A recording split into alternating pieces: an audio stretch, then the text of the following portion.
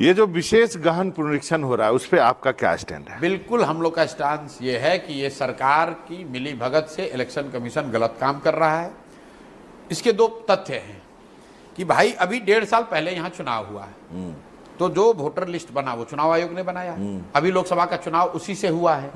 तो अगर आप कह रहे हैं कि वो वोटर लिस्ट खराब है, गलत है, अशुद्ध है, तो भाई उसमें नेपाली हैं, बांग्लादेशी हैं, तो क्या चुनाव आयोग ये मानने को तैयार है कि लोकसभा का जो चुनाव हुआ, जो पार्लियामेंट का चुनाव हुआ, जिस चुनाव से मोदी जी प्रधानमंत्री बने, वो वोटर लिस्ट शुद्ध नहीं था?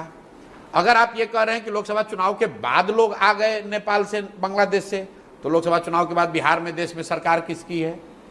वो भाजपा और नीतीश की है। मेरे भाई ऐसा है कि अगर आपको वोटर लिस्ट का सुधार करना है तो जिन लोगों जो 14 का वोटर लिस्ट है उसको मानिए, उसमें जिन लोगों की मृत्यु हो गई उसको हटा दीजिए, जिनका उम्र 18 से ज्यादा हो गया उनका नाम जोड़ दीजिए, जो पलायन करके चले गए उनका नाम हटा दीजिए। इसके आगे अगर आप कुछ कर रहे हैं तो निश्चित तौर पर वो सरकार की आप मदद करने की कोशिश कर रहे हैं। ये हो क्यों रहा है ये समझिए। ये हो इसलिए रहा है कि जो मैं आपको बार बार आंकड़ा दे रहा हूं कि 60% से ज्यादा लोग बिहार में बदलाव चाहते हैं, और उसमें सबसे बड़ा वर्ग है प्रवासी बिहारियों का, जो लोग बिहार से बाहर गए हैं। ज्यादातर लोग दिवाली में, छठ में यहाँ वापस आएंगे।